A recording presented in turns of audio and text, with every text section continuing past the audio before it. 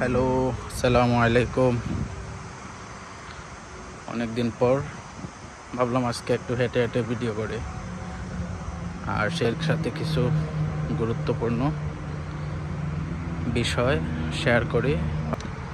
আপনারা যারা আমার ভিডিওটি দেখতেছেন অনুগ্রহ করে একটি করে লাইক করে দিবেন, আর যদি আমার ভিডিওতে নতুন হয়ে থাকেন দয়া করে সাবস্ক্রাইব করে দিবেন।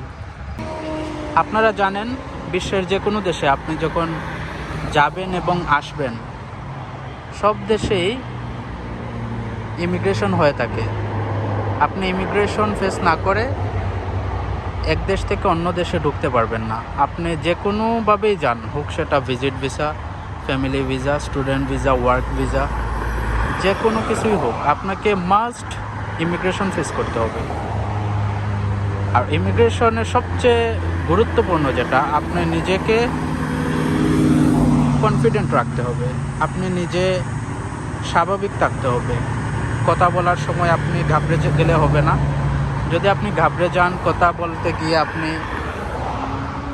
হতভম্ব হয়ে পড়েন, তাহলে ওরা আপনাকে সন্দেহ করবে। আর কানাডার ক্ষেত্রে এখন যারা আসতেছে সবার ক্ষেত্রে প্রায় এরকমই ঘটনা ঘটতেছে। যারা বাংলাদেশ থেকে তো এখন বেশিরভাগই আসতেছেন হচ্ছে আপনার ভিজিট ভিসা নিয়ে। আর সম্প্রতি যারা আসতেছে লাস্ট 2-3 মাস থেকে বা এর আগেও, তবে সম্প্রতি এটা বেশি হচ্ছে যে কানাডাতে আপনার ইমিগ্রেশনে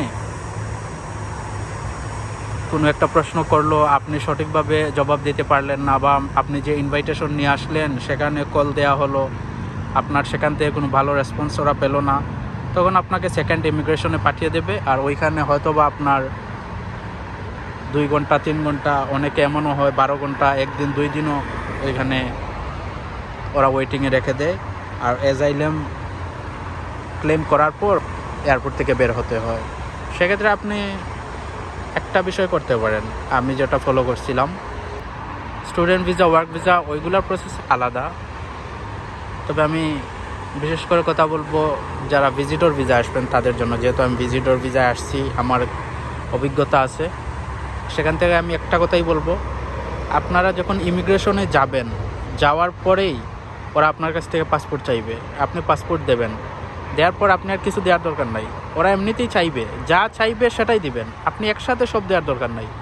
ওরা প্রথমে আপনার কাছে পাসপোর্ট চাইবে, তারপরে আপনার টিকিট চাইবে, হোটেল বুকিং জিজ্ঞেস করবে আছে কি না, ওইটা চাইবে।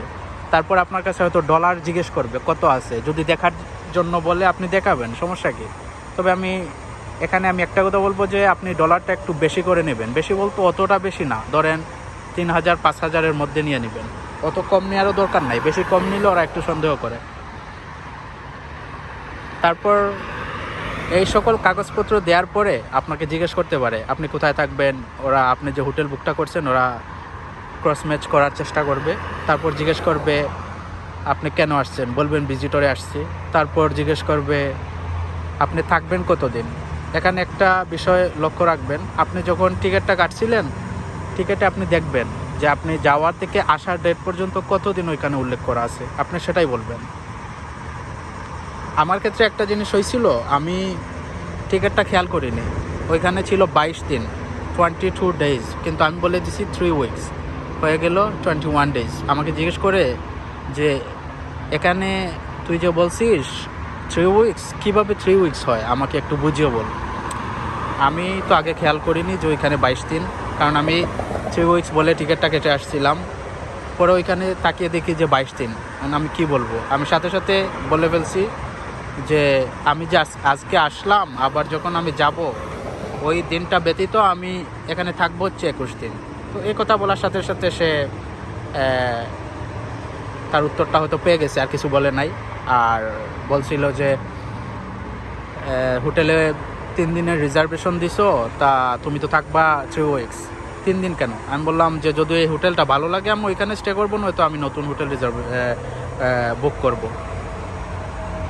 তারপর আর কিছু বলে নাই, আর ডলার দেখে নাই। ডলার জিজ্ঞেস করছে কত, আমি বললাম এই যতই আছে, এটাই। তারপর আমাকে ছেড়ে দিল। কিন্তু অনেকের ক্ষেত্রে হয় কি, সবাই সব কাগজগুলো আগে দিয়ে দেয়, সব যতগুলো ডকুমেন্টস আছে অনেকে হয়তো বলে দেয় ওনার যাদের মাধ্যমে ওনারা ভিসা করেন, ওনারাই হয়তো বলে দেয় যে সব কাগজগুলো একসাথে দিয়ে দিবেন, এরকম দিলে সমস্যা, কারণ ওরা তো সব ডকুমেন্ট পেয়ে গেল, আপনাকে তখন তার প্রশ্ন বেশি করবে, জিজ্ঞেস করবে ইনভাইটেশন কে দিছে, ইনভাইটেশনের নাম্বার নিয়ে কল দিবে, যদি না ধরে সমস্যা, বিশেষ 90% এটাই হচ্ছে। ইনভাইটেশনে কল দেওয়ার পর ওদিক থেকে রেসপন্স ভালো না আসলে তখন এই অ্যাসাইলাম দিয়ে এয়ারপোর্টের মধ্যেই অ্যাসাইলাম দিতে হয়, অ্যাসাইলাম ক্লেম ছাড়া ওরা বের হতে দেয় না। তো এদিকটা একটু লক্ষ্য রাখবেন, আপনি চেষ্টা করবেন যে ওরা যা চাইবে তাই দিবেন, ওরা এমনিতেই চেয়ে চেয়ে নিবে, আপনি দেওয়ার দরকার নাই। আর আরেকটা কথা, আপনারা যখন আসবেন যদি অ্যাসাইলাম ক্লেম করার খেয়াল থাকে, এয়ারপোর্টের মধ্যে অ্যাসাইলাম না করাই ভালো, কারণ এয়ারপোর্টের মধ্যে আপনি কীরকম কি বলবেন, কি বলে অ্যাসাইলামটা ক্লেম করবেন, সঠিক তথ্য কি দিচ্ছেন না দিচ্ছেন, ওইখানে আপনি চিন্তা করার মতো সময় পাবেন না। কিন্তু আপনি যদি এয়ারপোর্ট থেকে বাহিরে গিয়ে অ্যাসাইলাম যদি করার ইচ্ছে থাকে, ওইখানে গেলে আপনি ভালো লয়ারের মাধ্যমে ভালো পরামর্শ নিয়ে আপনি সুন্দরভাবে একটা সময় নিয়ে অ্যাসাইলাম মারতে পারবেন।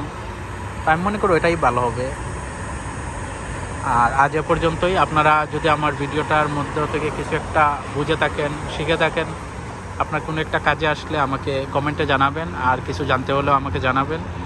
আর ভাই প্লিজ দয়া করে আমার চ্যানেলটাকে সাবস্ক্রাইব করে দিবেন আর ভিডিওটাতে একটি লাইক করে দিবেন। আজ এ পর্যন্তই। আল্লাহ হাফিজ।